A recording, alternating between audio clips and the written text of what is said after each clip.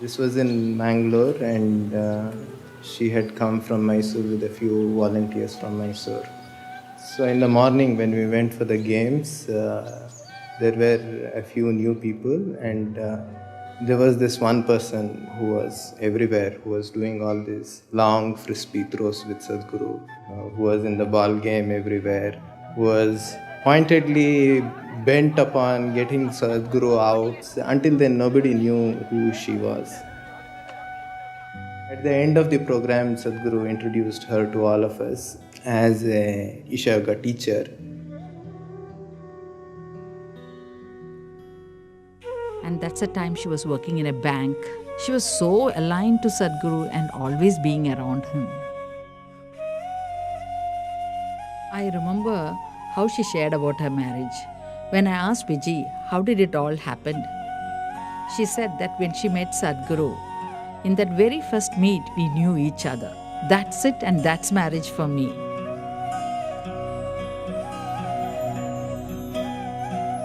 It was a very simple wedding in a small Shiva temple in Irpur Falls.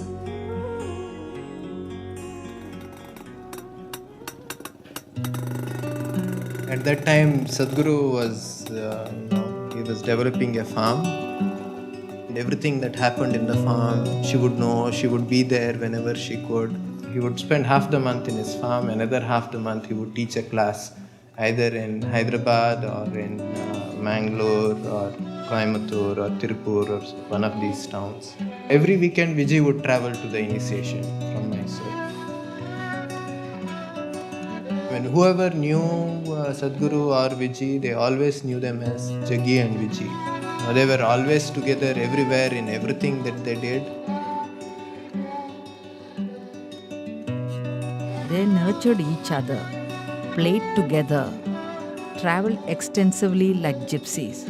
Such was their companionship.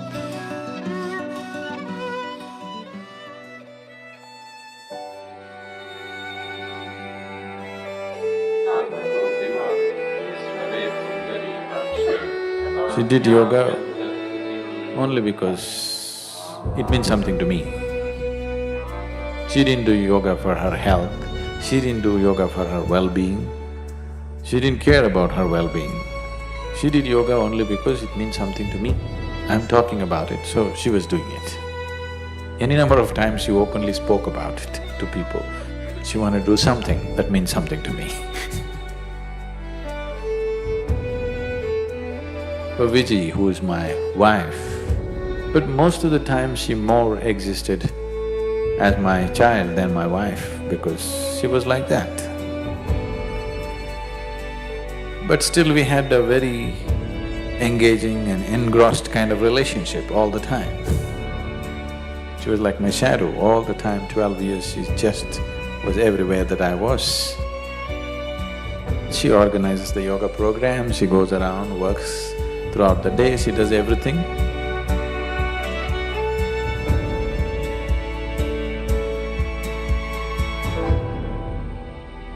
Every time that she saw Sadhguru off, it's not that she will say bye and she'll go back to whatever she was doing.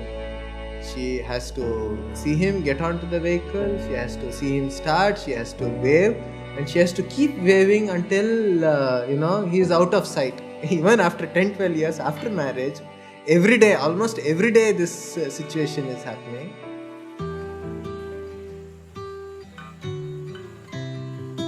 He was very deeply devoted to Sadhguru as a person. She also constantly maintained an overt posture that she had nothing to do with spirituality. She was only interested in Sadhguru the person, who happened to be her husband, and that was her only interest.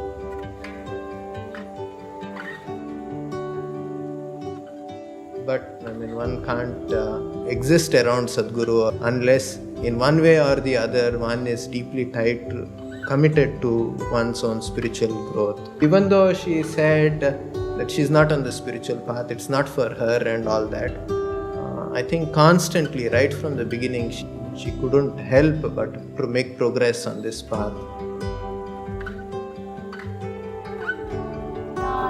Few moments and few incidents that I saw in Sadhguru. I mean, in my own life, these moments have had such deep impact. This must have happened with Vijji continuously in so many ways, which obviously had big impact.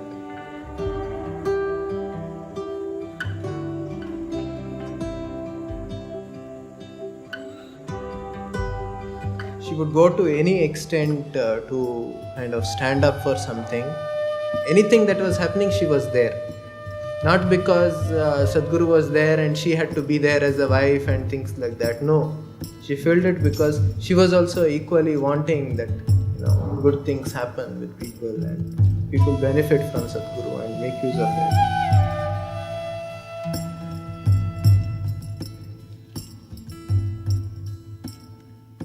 அது எவ்வளோ நாள் கழிச்சு வந்தாலும் அவ்வளோ ஞாபகம் வச்சு கேட்பாங்க. நீங்கள் வந்து பார்க்கலாம், அவர் வந்து பார்த்தார்ல, நீங்கள் ஏன் வரல அப்படிம்பாங்க. இங்கே எல்லாருக்கிட்டையும் இவங்கக்கிட்ட பழகணும், இவங்கக்கிட்ட பழகக்கூடாது அப்படி கிடையாது. ரொம்ப உரிமையோட இவ்வளோ அன்பாக இருப்பாங்க. Like she is very soft in her heart. Like if somebody has to say something, she has no hesitation even to take a bangle and give it to them and to solve the problem. Very, very relatable and affectionate woman I have ever come across.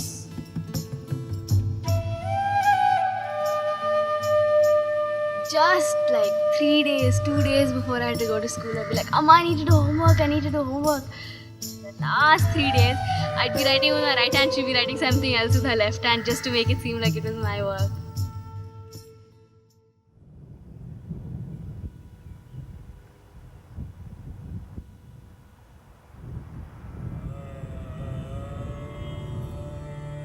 At times, Sadhguru has made this clear to Vijji in many ways that he never really, kind of uses this word or talks about it openly, but to her, he had communicated to her that his disciples, their well-being and what needs to happen to them, it was far more important than what his commitments were to her.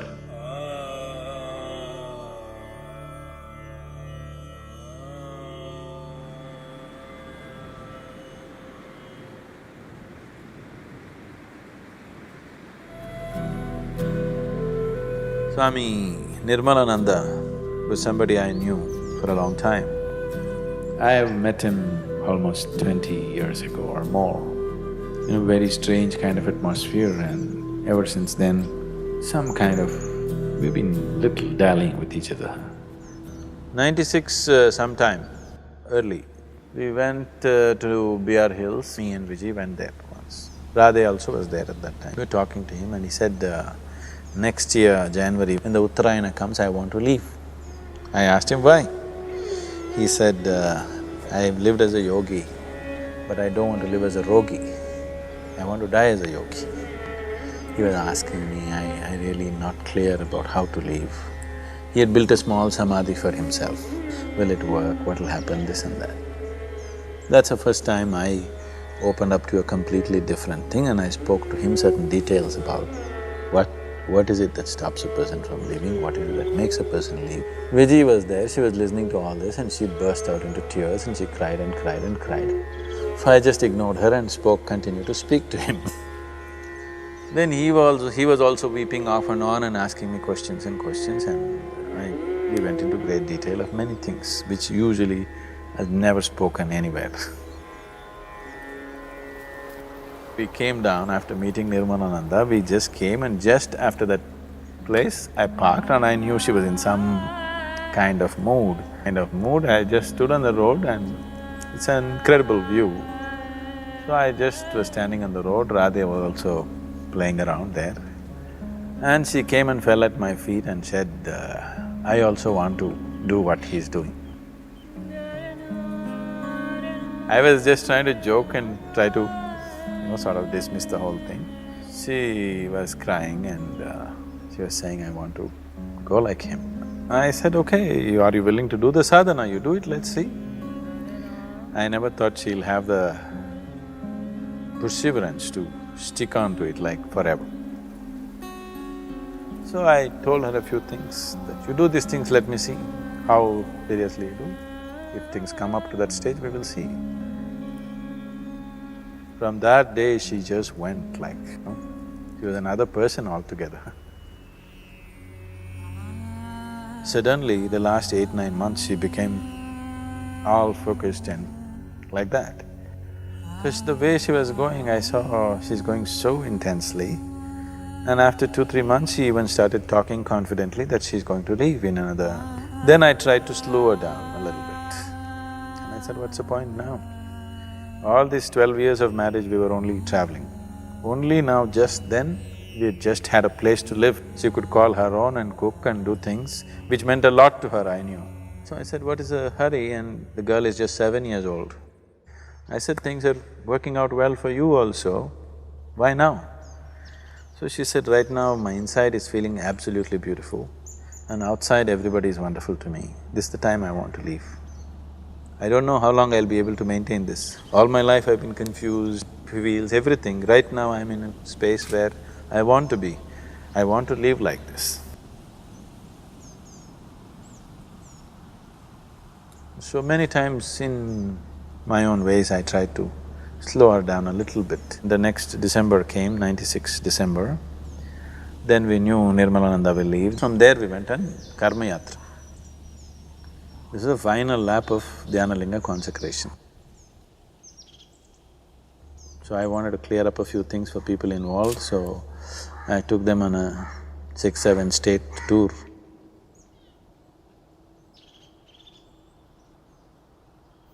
I have nothing much to say. This 12 days trip is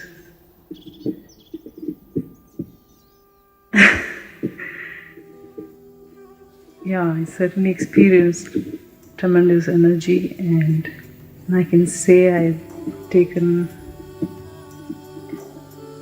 1 or 2 steps towards my growth.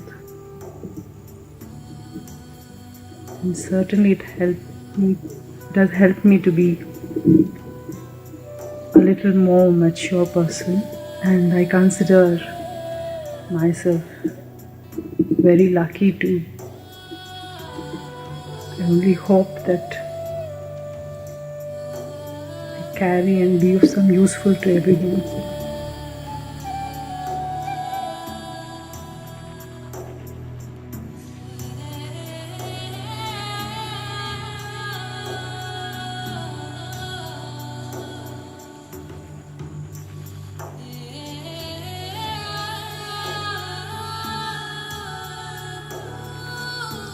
By now, after the Karma Yatra, she was all glowing like a full moon.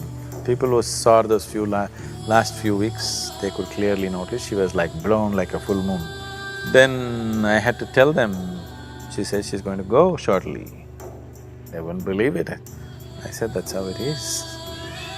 December Paurnami onwards, she started serving the people. 3 Paurnami, she wanted to cook and serve and she wants to leave. Then on 21st, we dropped Radhe at school. And that's when she was talking to Radhe already that I won't be there after some time. The girl was just about fine, she didn't take that, and we came back 21st evening from Ooty. 23rd evening is when she left.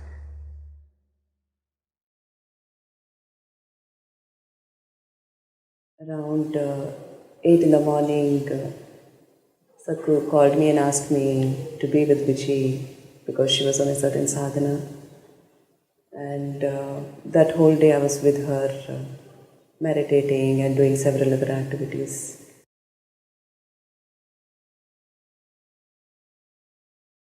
Shambho, Shambho, Shambho, finished. It was… Just before that she went out, about 6:11, 6:12, that's the time. About 6 o'clock, she went out, she wanted a rose flower. So she asked one of the brahmacharis to get a rose flower. They ran to the Vanaprastha ashram, got the rose flower and came. She held the rose flower in her hand, Shambho, Shambho, Shambho. Just 7-8 minutes, it was over.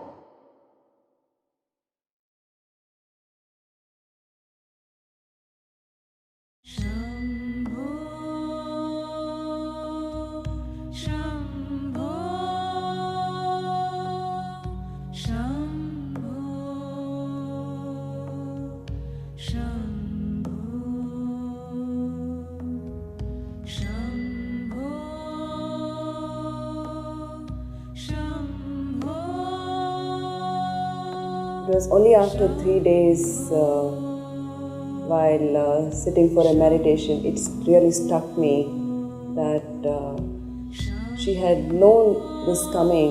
It's like her Mahasamadhi is just a promise to me. So if you really, that's what you want, it's a possibility. Like if you're so intensely seeking something as an ultimate, you can attain it. But definitely Vijay's Mahasamadhi was a tremendous blow to my logical way of looking at life. அது மாதிரி யாருமே பார்க்கல அவங்க. But within அவ்வளோ தீர்வாக இருந்திருக்காங்க, தீவிரமாக இருந்திருக்காங்க. The Mahasamadhi, of course, proves something like that. What was not visible, what was not overtly visible to people's eyes, it's almost like something else worked on. Constantly something else was working with her, and all the time.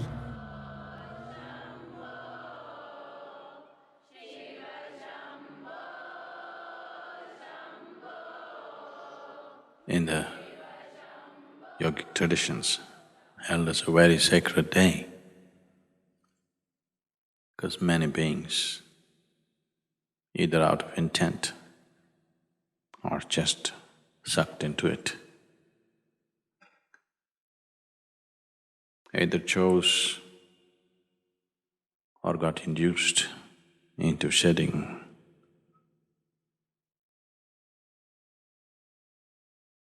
their physical bodies on this day consciously. So many have done this in this tradition.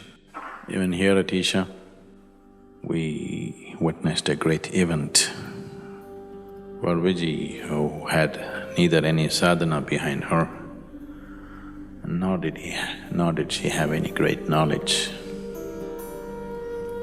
With the simplicity of her emotion and the intensity of her focus towards what she wanted, this happened too effortlessly. The effortlessness which even accomplished yogis would go through a little bit of struggle to do such things. It happened too effortlessly. There are many ways to attain. Through pure energy or awareness or absolute selflessness or through devotion.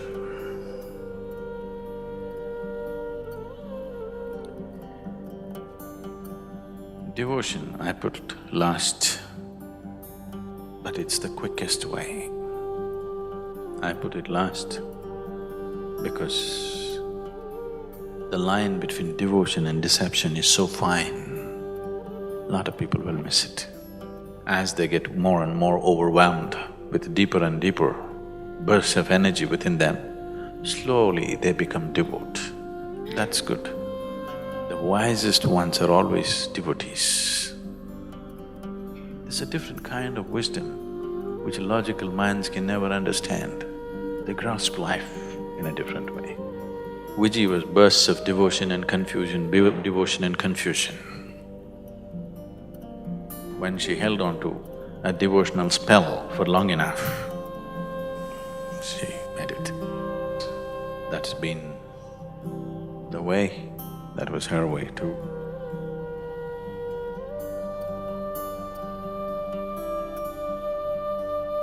So 3 things that she would have been very happy and proud to see was the glorious way in which Dhyanalinga consecration happened in spite of her absence at that time, and of course everything else that is happening with Isha. And the last, but for her it wouldn't have been the least, is that her daughter has become a young woman.